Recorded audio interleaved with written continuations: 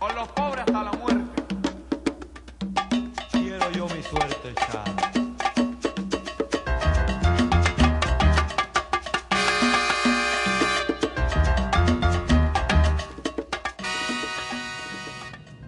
Good evening, everybody. My name is Jose Oyola, and tonight we're going to be talking to two wonderful, very active members of the Puerto Rican community here in Philadelphia.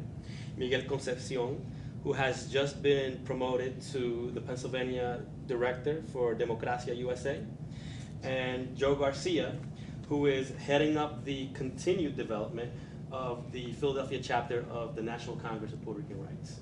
So Miguel, we're going to start with you. If you can, tell us a little bit about yourself and your roots, how your roots are tied here to the Philadelphia Puerto Rican community, and what you do exactly with Democracia USA and what Democracia USA does for the Puerto Rican community. Beautiful.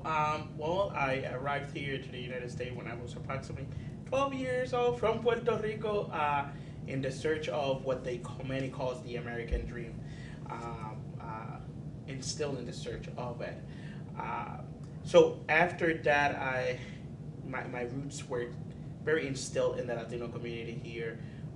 Granted that I saw the need of Latinos and I saw the need of the Puerto Ricans to, in essence, support the immigrant community here in the States. So from that point on, I began my search here. Went to college, went to the whole institutional process, and in the process of that, trying to search who I was as a Puerto Rican and where was my role. Among many of those things, I stumbled upon the National Congress of Puerto Rican Rights, and here I am. Democracia USA is a civic engagement organization focused on the political process, or in a non-partisan way, because we're non-profit, to safeguard the vote of the Latino community, predominantly the Puerto Rican community, who is the established community who has the right in educating them through the process. So I like to refer to Democracia USA as the hub of information in the political sector in the Latino communities, where Pennsylvania making Democracia USA the national organization that it is today, with operations in 6 other states.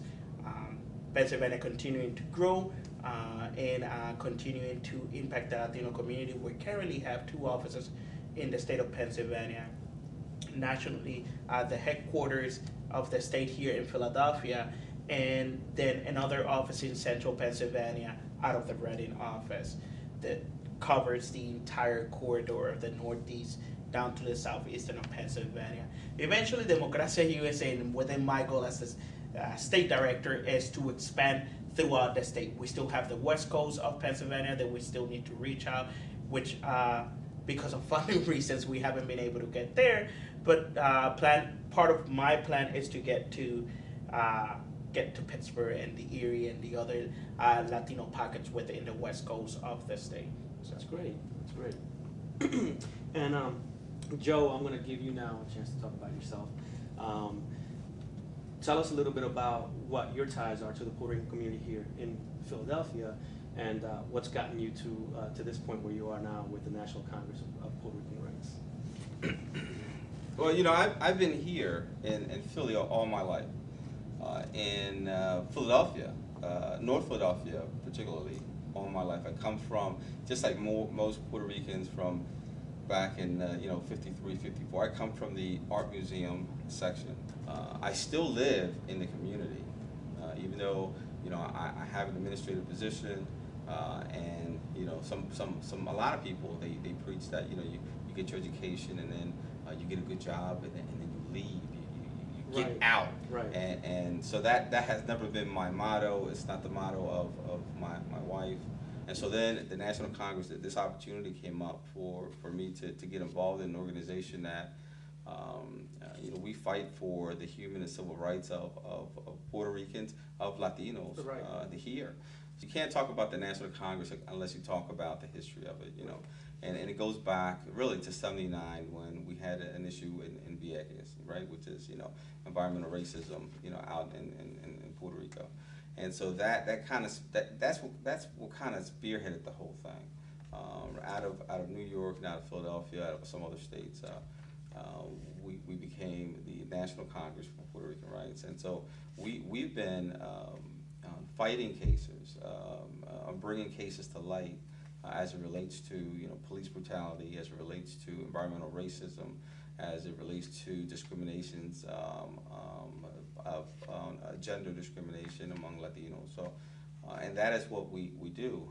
Here, our concern in Philadelphia, to be specific, and what we want to address are issues like our students in Philly, our public school students, our charter school students. We have an obligation. We have actually we have a right to get a proper education.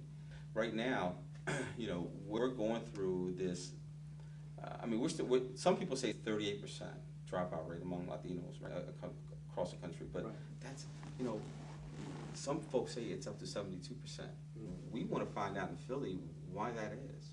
And we want to help the school district, we want to help the city, we want to help to to address that and to fix it so that our Latino children can get the education that they need. From 2003 up until August 2007, over 10,000 Iraqi war veterans that are homeless. Many have no health insurance, right? Many have none of the things that they need. They don't have, they can't go get psychiatric help. They have nothing, so they're homeless. And what happens when you're homeless? Well, you start getting locked up. You start getting arrested. You start becoming a nuisance to society. These are our heroes who are now nuisance to society. Right. How many of those are Puerto Ricans? Does it matter? Right. But it matters to us. It matters to me. Yeah, absolutely. One as a Puerto Rican and two as a veteran. Right. It matters to me. So those are just one or two of the issues that we want to research and that we want to be able to address. I want you to talk a little bit about the subcommittees and how people can get involved, because this is really a call to the community to come out and to get involved, because this is important. So can you talk a little bit about the different subcommittees and talk about how people can get involved in participating with the National Congress? Right. Yeah. Well, last week we met, and we expected, just like when we met 2 weeks before that. Right. We expect a certain amount, and it just exceeds our expectations every time.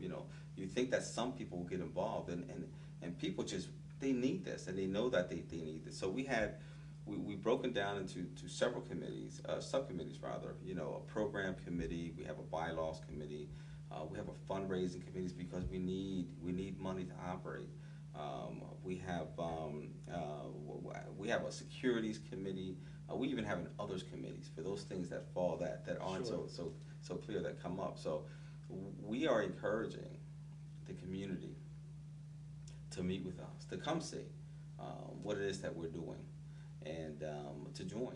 If we have folks who says, my life is just, I just can't do one more thing, but if they can fill out the membership form and they can send the minimum dues, which is nominal. If they can do that, then that's doing something. That's supporting the cause. Absolutely, and this is all a prelude to the convention, which is actually being held here in Philadelphia in the month of October. Yeah, that's a part that is really exciting for us, because back in January we had the national board meeting, and the board unanimously voted that Philly would be the host city for the National Convention. It's the 8th National Convention. We're extremely excited about that. Extremely excited. And it's going to be October 9th to the 11th. We need people to get involved, not just volunteering and with their help and with their hard work, but we also need the funds, like Joe said, because the convention is going to be here in Philadelphia, and we need to get the ball rolling. Well, Jose, I appreciate you giving us the time. I appreciate you guys taking the time to be here, because you guys have very busy schedules, as I do as well. But Miguel, muchas gracias. Sure. Joe, muchas gracias. And we will continue this. This is only one of very many interviews that we're going to be doing with members of the National Congress of Puerto Rican Rights, and it's going to be interesting. So, thank you very much, gentlemen. We're excited. Thank you.